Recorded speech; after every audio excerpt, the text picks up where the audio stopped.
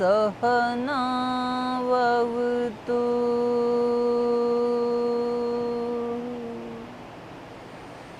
सहनौ भुनक्तु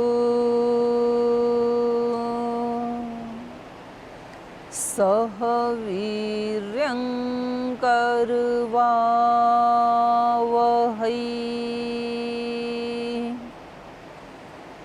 तेजस्विनावधीतमस्तु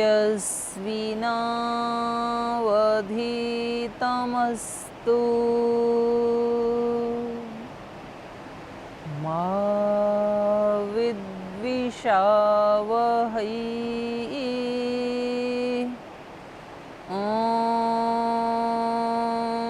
शांति शांति शांति।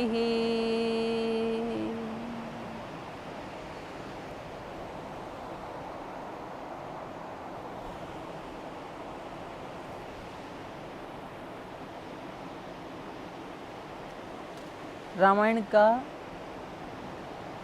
वाचन और श्रवण करने से पहले हम इस कर्म को ध्यान पूर्वक करेंगे, श्रद्धा भक्ति और धैर्य पूर्वक करेंगे और हमारे माध्यम से भगवान ही इस कार्य को करें, ऐसी भगवान जी के चरणों में प्रार्थना करते हुए और ऐसा अपने मन में संकल्प लेते हुए आज इस कार्य का प्रारंभ करते हैं।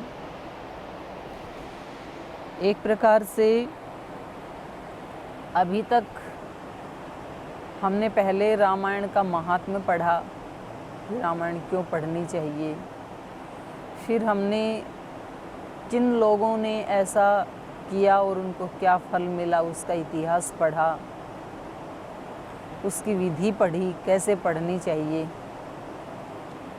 और स्थान की, चित्त की कैसी स्थिति होनी चाहिए, वो सब हमने चर्चा की।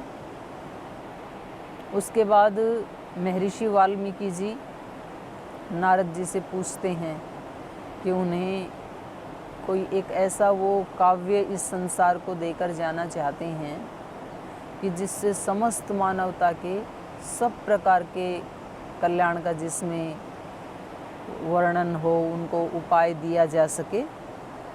तो इससे ये भी पता लगता है कि पहले ऋषियों के आश्रम ज़्यादातर या तो हिमालय पर्वत में होते थे या फिर उधर दक्षिण में भी सुदूर जंगलों में होते थे, क्योंकि अगस्त्य आदि जो ऋषि हैं उनके आश्रम उधर दक्षिण में मिलते हैं।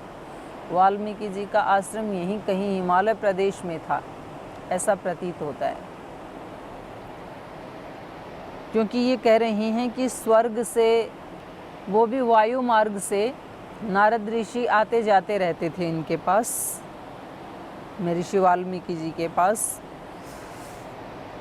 तो इन्होंने अभी तक गाइडलाइन दी हैं, महर्षि नारद ने वाल्मीकि जी को श्री राम के वर्तमान जीवन के बारे में बताया कि अभी वो उनके घर में पैदा हो चुके हैं, और उनके भविष्य के बारे में बताया कि इस प्रकार से वो जब अपनी शिक्षा पूरी करके आएंगे तो सीता के साथ, जनक नंदिनी के साथ उनका परिणय संस्कार होगा, वनवास होगा, आदि आदि पूरा वृत्तांत उनको बता दिया है, और कितने वर्ष तक फिर वो राज्य करेंगे और उसके बाद वो अपने परम धाम को लौट जाएंगे।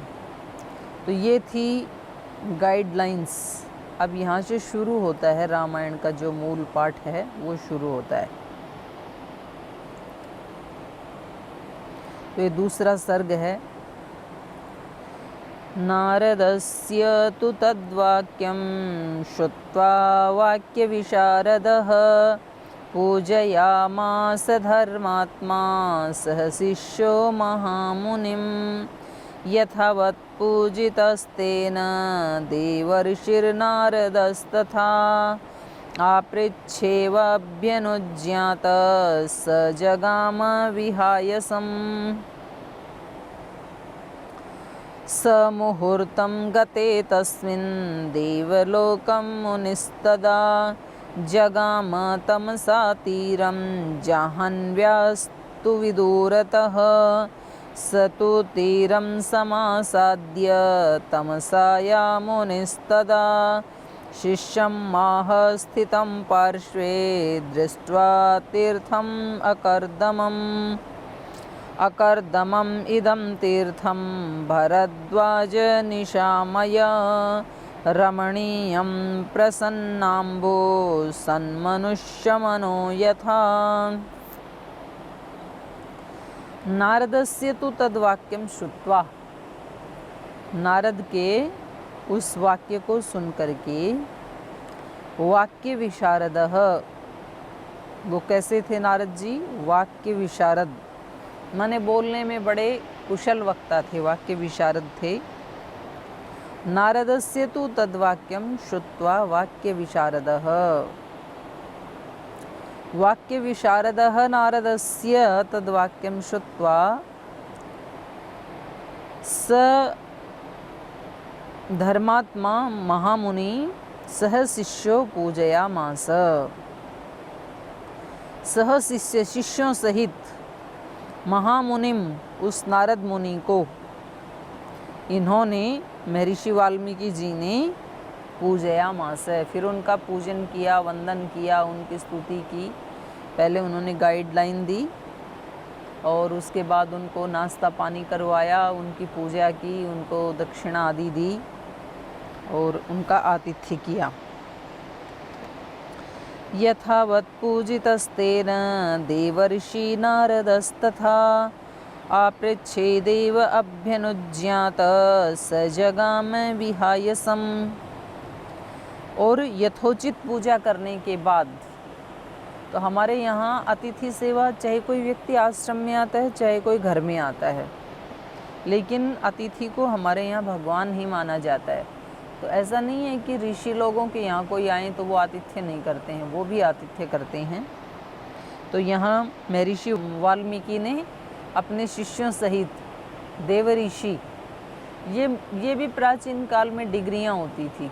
नारद जी के लिए कहा जा रहा है देव ऋषि, देवानाम यो ऋषि स देवर्षि, और इनके लिए कहा जा रहा है महर्षि, महान चासौ ऋषि, जो महान भी हैं और ऋषि भी हैं, तो उनको कहेंगे महर्षि। ऐसे ही होते थे राज ऋषि, जैसे ये जो थे विश्वामित्र जी थे, तो ये राजा थे पहले, और राजा होते हुए भी उन्होंने ऋषित्व को प्राप्त किया। जैसे जनक भी राज ऋषि थे और विश्वामित्र जी भी राज ऋषि थे, और वशिष्ठ जो हैं वो ब्रह्म ऋषि थे। ब्रह्मत्व को जिन्होंने प्राप्त किया और ऋषित्व को जिन्होंने प्राप्त किया, तो ये सबसे ऊंची डिग्री या चित्त की स्थिति। क्योंकि उस समय जो डिग्रियां होती थी वो कागज पत्र के आधार पे नहीं दी जाती थी, चेतना के आधार पे दी जाती थी कि किस चेतना में व्यक्ति जी रहा है, उसके आधार पे उस व्यक्ति को टाइटल दिया जाता था। जैसे आजकल डॉक्टर, एमए, पीएचडी आदि की जो डिग्रियां हैं वो पेपर के ऊपर जो परीक्षा देते हैं उसके आधार पे दी जाती है, चेतना चाहे उसकी कहीं भी कैसे भी रहे। तो यहाँ देव ऋषि इनके द्वारा अच्छी प्रकार से विधिवत पूजित होने के बाद आपृच्छ इव अभ्यनुज्ञात, माने उनसे अनुमति ली उन्होंने। आपृच्छ अभ्यनुज्ञात कि फिर आपकी आज्ञा हो तो अब मैं चलूं, ऐसे पूछा जाता है हमारे यहाँ, शिष्टाचार है ये। ऐसे नहीं कि ऐसे छोड़ के भाग जाएं, बे मैं तो जा रहा हूँ। तो शिष्टाचार ये कहता है कि पूछ करके, उनसे अनुमति लेकर के आना हमारे हाथ में होता है और जाना उनकी अनुमति से होता है, जिनके घर में जाते हैं, ऐसा विधान नहीं। आपृच्छ एव अभ्यनुज्ञात स जगाम विहायसम। विहायसम, आकाश मार्ग से वो चले गई। अभी भी कुछ ऐसी टेक्नोलॉजी डेवलप की जा रही है कि वो, मैंने देखा एक वीडियो, एक कमर में कुछ ऐसा यंत्र सा बांधते हैं और वो व्यक्ति ऐसे ही दोनों हाथों को फैला के ऐसे उड़ान सी भरता है और वो काफ़ी दूर तक चक्कर लगा के आ गया। ऐसा एक मैंने वीडियो देखा। तो ये जो टेक्नोलॉजी अभी डेवलप हो रही है हमारे यहाँ, तो ऐसे लग रहा है कि ये पहले उस समय में काफ़ी अपनी पराकाष्ठा पे डेवलप हो चुकी थी, फिर बीच में लुप्त हो गई। और लगता है आगे आने वाले समय में शायद गाड़ी मोटरों की ज़रूरत नहीं पड़ेगी, पोल्यूशन भी नहीं होगा, ऐसे ही उड़ के चले जाया करेंगे सब, जैसे हनुमान जी चले गए थे रातों रात हिमालय पर्वत पे संजीवनी बूटी लाने के लिए, तो ऐसे भी हो सकता है। स मुहूर्तं गति तस्मिन् देवलोकं मुनिस्तदा जगाम तमसा तीरं जाह्नव्यास्तु अविदूरतः। तो कह रहे हैं स वो वाल्मीकि ऋषि मुहूर्तम गते, एक मुहूर्त के बीत जाने पर, माने एक मुहूर्त के बाद, तस्मिन देवलोकम मुनिस्तदा, जब मुनि वहाँ चले गए देवलोक में, तो उनके जाने के बाद लगभग एक मुहूर्त के बाद, तो इससे ये पता लग रहा है कि वो शायद रात्रि में आए होंगे, क्योंकि उनके जाने के फिर एक मुहूर्त के बाद ये तमसा नदी पे स्नान करने के लिए जा रहे हैं। तो शायद ये जो वार्ता है ये रात्रि को हुई, ऐसे लगता है। स मुहूर्तम गति तस्मिन् देवलोकम मुनिस्तदा। स्वर्गलोक तो ये हिमालय प्रदेश को ही कहा जाता था, जो प्राचीन ग्रंथों में वर्णन मिलता है, जो पार्वती माता के पिता के साम्राज्य में आता था ये पूरा हिमालय प्रदेश, और इसको स्वर्ग कहते थे। और इससे ऊपर भी कोई ऐसा स्थान होगा जहाँ बस्ती होगी, शायद मानसरोवर आदि की दृष्टि से देखें तो उसको देवलोक कहा जा रहा है, या जो भी देवलोक होगा उसका कोई ऐसा वर्णन नहीं, स्पष्ट रूप से नहीं देखा जाता है। तो वो देवलोक को चले गए मुनि। जगह में तमसा तीरम जाह्नव्यास्तु अति दूरतः। तो ये तमसा नदी के तीर पे गए, और ये तमसा नदी गंगा नदी से, जाह्नवी मतलब गंगा, गंगा नदी से अविदूरतः, ज़्यादा दूर नहीं थी, माने गंगा नदी के पास ही थी। तो इससे ऐसे लगता है कि शायद यहीं कहीं इसी हिमालय प्रदेश में इनका आश्रम रहा होगा। सतु तीरं समासाद्य तमसाया मुनिस्तदा शिष्यं माह स्थितं पार्श्वे दृष्ट्वा तीर्थम अकर्दमम्। तो तमसा नदी के ऊपर पहुँच करके उन वाल्मीकि ऋषि ने तमसाया तीरम समासाद्य, तमसा नदी के तट को प्राप्त करके, शिष्यम आह, उन्होंने अपने शिष्य से कहा, जो कि पार्श्वे स्थितम, पास ही खड़ा था, दोनों गुरु शिष्य गए थे तमसा नदी के तीर पे। तो उन्होंने कहा कि अपने शिष्य से कहा कि हे शिष्य, ये तीर्थ कैसा है? तीर्थम अकर्दमम, कर्दम होता है कीचड़, और अकर्दम होता है कीचड़ से रहित। तो कहा कि देखो ये तीर्थम अकर्दमम, कीचड़ से रहित है ये घाट। तीर्थ मतलब यहाँ घाट।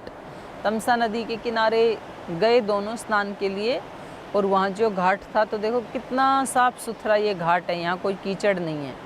जैसे कि आज हम यहाँ पर अलकनंदा के तीर पे बैठे हैं, और आप पीछे तक देखेंगे ये घाट इतना साफ़ सुथरा है, यहाँ कोई कीचड़ नहीं है। और ऐसे कल कल की आवाज़ आ रही है अलकनंदा नदी की, और इतना एक रमणीय स्थान है ये। हिमालय, चारों तरफ से हिमालय ने अपनी गोद में हमें बिठा रखा है, और सामने माँ गंगा कल कल करती हुई बह रही है। अलकनंदा गंगा एक ही बात है। तो बड़ा ऐसा सुंदर स्थान था वो भी। तो वहाँ जा कर के उन्होंने कहा अपने शिष्य को, अकर्दमम इमं तीर्थम भरद्वाजे निशामय रमणीयम प्रसन्नाम्बो सन्मनुष्य मनो यथा। बड़ी सुंदर उपमा दी है इस श्लोक में। कहा भरद्वाज, हे भरद्वाज, इदम तीर्थम अकर्दमम, यह तीर्थ बहुत सुंदर है, बिना कीचड़ वाला है ये। और निशामय, निशामय रमणीयम, प्रसन्नम्बु, रमणीयम रमण करने के योग्य है, मतलब यहाँ मन लगता है, मन रमता है यहाँ पर। प्रसन्नाम्बु, और यहाँ का जो जल है वो बहुत स्वच्छ है, माने घाट पे भी कोई कीचड़ कोई गंदगी नहीं है, और जल भी यहाँ का बहुत स्वच्छ है। तो ये स्थान इतना रमणीय है। सन मनुष्य मनो यथा, जैसे कि किसी सत्पुरुष का मन होता है। सत्पुरुष उसी को ही कहेंगे जिसका मन बिल्कुल कीचड़ रहित है, उसमें राग द्वेष मोह कुछ नहीं है, एकदम साफ सुथरा, जो सबसे प्रीति करता है, सबके प्रति सद्भाव रखता है, सबके प्रति जो करुणा रखता है, सबके प्रति उसके मन में दिव्यता होती है, सब में वो उस एक ही परम तत्व का दर्शन करता है। कितना सुंदर होता है ऐसे ऋषियों का मन, ऐसे सत्पुरुषों का मन। और वाल्मीकि ऋषि स्वयं एक ऐसे ही सत्पुरुष हैं। उनका मन जो है वो बहुत पावन है, तो इसलिए ये महापुरुष जो हैं ये अपना नाम नहीं लेते हैं। तो ऐसे कह रहे हैं कि जैसे किसी सत्पुरुष का मन हो कीचड़ से रहित और बहुत प्रसन्नता देने वाला और बहुत आह्लादित। श्रद्धेय स्वामी सोमानंद जी महाराज जी कहा करते थे मन के लिए कि संतों का जो मन होता है वो पावन तरंगित होता है, बच्चे जैसे होता है। बच्चे का मन पावन भी होता है और तरंगित होता है। वो बच्चे को जब देखो किसी न किसी छोटे छोटे खेल में काम में लगा ही रहता है, और अपनी छोटी छोटी लीलाओं से अपने माता पिता को, अपने परिवार में जो भी दादा दादी आदि हैं उनके मन को वो पुलकित करता रहता है। तो तरंगित मन रहता है, ऐसे मायूस होकर के नहीं बैठता है। तो कुछ लोग बोलते हैं कि अब योगी बन गए तो अब हंसना मना है, अब मुस्कुराना भी मना है, एक मायूसी में बैठे रहना है कि नहीं तो फिर लोग कहेंगे कि कहीं इनके मन में संसार के प्रति कोई खुशी का भाव तो नहीं है, ऐसे भी कुछ लोग बोलते हैं। तो स्वामी जी बोलते थे मन पावन भी होना चाहिए और मन तरंगित रहना चाहिए। जैसे ये नदी तरंगित है, कितनी अच्छी लगती है, ऐसे जा रही है बहती हुई। तो वहाँ पर ये पहुँच गए तमसा नदी के तीर पर, और एक बहुत सुंदर पावन घाट के ऊपर। न्यस्यताम कलशस्तात दीयताम वल्कलम मम इदम एवावगाहिष्ये तमसा तीर्थमुत्तमम। तो फिर कहा, हे तात, हे शिष्य, कलशः न्यस्यताम, कलश को यहीं रख दो। कलश मतलब वो जो हाथ में रखते हैं ऋषि, तुंबड़ी जैसे, तो बोले इसको यहीं रख दो। कलशः न्यस्यताम वल्कलम मम दीयताम, और मेरा वस्त्र मेरे को दे दो स्नान करने के लिए, मैं यहाँ पर ही रुक रहा हूँ। इदम एव अवगाहिष्ये, अवगाहिष्ये माने यहीं स्नान करूँगा, क्योंकि ये बहुत सुंदर घाट है। तमसा तीर्थम उत्तमम, तमसा माता का, तमसा नदी का ये बहुत उत्तम तीर्थ है, मैं यहीं बैठ के स्नान करता हूँ। एवं उक्तो भरद्वाजो वाल्मीकेन महात्मना प्रायच्छत मुनेस्तस्य वल्कलम नियतो गुरोः। तो ऐसा कहे जाने पर भरद्वाज जो महात्मा वाल्मीकि जी के शिष्य हैं, तो महर्षि वाल्मीकि जी के ऐसे कहे जाने पर भरद्वाज नाम के जो शिष्य हैं उन्होंने प्रायच्छतः मुने तस्य वल्कलम, तो अपने गुरु जी को, नियत गुरु, अपने गुरु को जो नियत वस्त्र था, वल्कल वस्त्र था, वो उनको प्रदान कर दिया स्नान के लिए। स शिष्य हस्तादाय वल्कलम नियतेन्द्रियः वीचचार हि पश्यंस्तत् सर्वतो विपुलं वनम।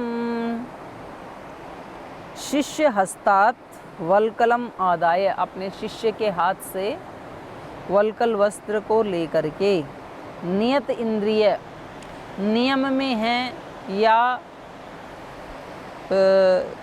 वश में हैं इंद्रियां जिसकी, या नित्य कर्मों में रत रहती हैं इंद्रियां जिनकी, उनको यहाँ पर कहा नियतेंद्रिय।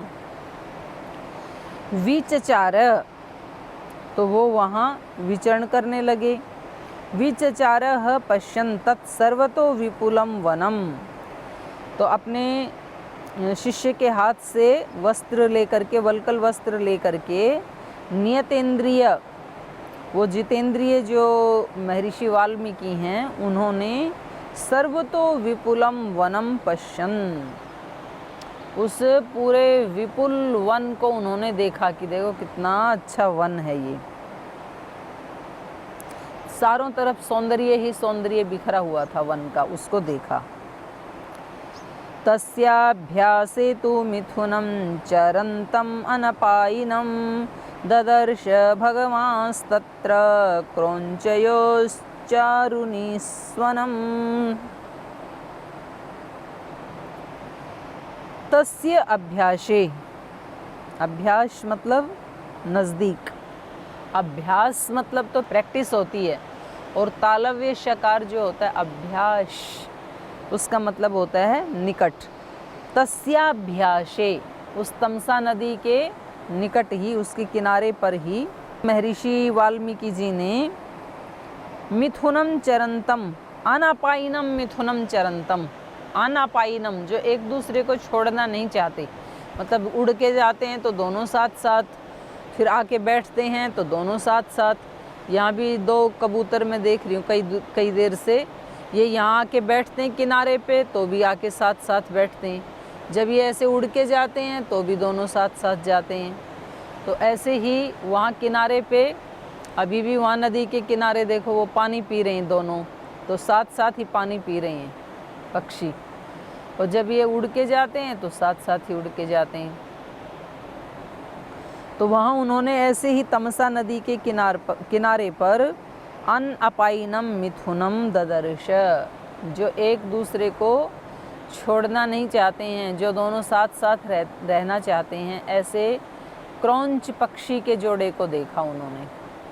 तस्याभ्यासे तु मिथुनं चरन्तम् अनपायिनं ददर्श भगवांस्तत्र क्रौञ्चयो चारुनिस्वनम्।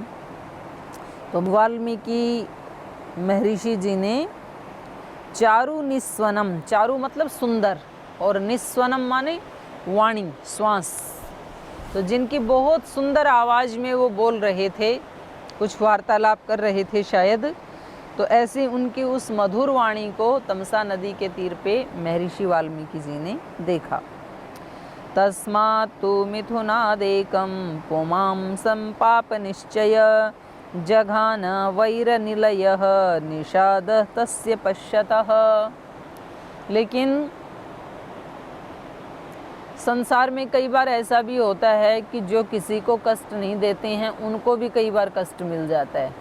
अब ये भगवान जाने कि वो कोई पीछे का कोई हिसाब किताब होता है, या उनके दिमाग में हमेशा ऐसे हिंसा के विचार ही चलते रहते हैं, कुछ ऐसे पापी आत्मा होती हैं, ये तो भगवान ही जान सकता है, ये बड़ा जटिल है। लेकिन कभी कभी ऐसे देखा जाता है कि जो व्यक्ति किसी को नहीं सताता है और अपने उसमें खुश रहता है, उस व्यक्ति को भी कभी कभी दूसरे लोग बिना ही अपराध के दंड दे देते हैं। तो यहाँ पर भी ऐसे ही महर्षि वाल्मीकि ने लिखा, वैर निलय पाप निश्चय, वो जो निषाद है उसके लिए विशेषण लगा रहे हैं। पाप निश्चय, पाप करने का ही निश्चय कर लिया है जिसने कि मुझे जीवन में कोई पुण्य करना ही नहीं है। तो ऐसे कुछ अनाड़ी लोग देखे जाते हैं समाज में, मतलब वो हमेशा उनका जो मन है वो गलत काम करने की तरफ ही चलता है, और कुछ तो कर डालते हैं गलत काम, और कुछ जो है वो वाणी से हमेशा छिद्रान्वेषण करते रहते हैं। उनके सामने किसी भी व्यक्ति की चर्चा करो तो वो उसमें कोई एक दो दोष निकाल के बता ही देंगे कि उनमें ऐसा दोष है, उनमें ऐसा दोष है। तो उनके लिए महर्षि वाल्मीकि ने तो कहा पाप निश्चय, पाप करने का निश्चय कर लिया है जिसने कि मुझे कोई पुण्य नहीं कमाना है। और वैर निलयः, सब प्राणियों से वैर रखना ही जिसका स्वभाव है। तो ऐसा एक निषाद वहाँ पर आया, जाति का नाम है ये, जंगल में रहने वाली जाति होती है निषाद जाति। तो उस निषाद ने तस्य पश्यतः, उन महर्षि वाल्मीकि के देखते देखते ही मिथुनाद एकम पुमांसम जघान, उस जोड़े में से, उस मिथुन में से, मिथुन मतलब जोड़ा, मिथुनात उस जोड़े में से एकम पुमांसम, नर मादा जो दो थे उनमें से नर को जघान मार दिया। तीर मारा दूर से खड़ा होकर के, वो बेचारा वहीं लहू लुहान होकर के पंख फड़फड़ाते हुए तड़फने लगा। तो मतलब कितना क्रूर हृदय हो जाता है इन लोगों का। इतने सुंदर वो पक्षी प्रेम से बोल रहे थे, वहाँ घूम रहे थे, उनमें से एक को मार दिया। और ये केवल मतलब कई बार ना व्यक्ति अनजाने में तो क्या कहेंगे, शायद उनके मन को खुशी मिलती है। कोई कुत्ता बेचारा रास्ते में बैठा है और कोई व्यक्ति वहाँ जा रहा है और कुत्ते ने उसका रास्ता भी नहीं रोका है तो भी उसको पत्थर मार देते हैं या तो उसको ठोकर मार देते हैं। रास्ते में जा रहे हैं, फूल खिले हुए हैं तो जाते जाते फूल को तोड़ लेते हैं, पत्ते को तोड़ लेते हैं। या कोई बच्चा रास्ते में खेलते हुए जा रहा है, जाते जाते बच्चे को थप्पड़ मार के चले जाते हैं। तो ऐसे ऐसे कर देते हैं हम त्रुटियां, कई बार उसमें इंटेंशन भी नहीं होती है पर स्वाभाविक रूप से कर देते हैं। और कभी कभी पाप करने का ही निश्चय होता है। तो खैर जो भी है, निषाद नाम का जो ये व्यक्ति है, क्रूर व्यक्ति बहेलिया, तो इसने उन दोनों में से एक जो पुंस, जो नर पक्षी था, पुमान पक्षी था, उसको मार दिया। तन शोणित परितांगम चेष्टमानं महीतले भार्या तो निहतं दृष्ट्वा रुराव करुणाम गिरम। तो 1 मिनट पहले जो इतना रमणीय स्थान था, चारों तरफ से दिव्यता ही दिव्यता दिखाई दे रही थी, तो थोड़ी ही देर के बाद वो दृश्य जो है वो करुणा से भर गया, क्योंकि उसको बाण मारा शिकारी ने। तम शोणित परितांग, परितः शोणित अंग, चारों तरफ से खून से लथपथ अंग, परित है चारों ओर से, और अंगम शोणित, शोणित अंग वाला, माने चारों तरफ से लहू लुहान हुआ। चेष्टमानम, चेष्टा करता हुआ, फड़फड़ाता हुआ, तड़फता हुआ, महीतले, पृथ्वी के ऊपर, तम निहतम, उसको आहत हुआ देख करके, तम निहतम दृष्ट्वा, उसको अपने पति को आहत हुआ देख करके, भार्या करुणाम गिरम रुराव, वो जो उनकी पत्नी थी, जो क्रौंची थी, वो बड़े करुण गिरम, गिरम माने वाणी, करुणाम गिरम रुराव, वो बहुत करुण स्वर में रोने लगी।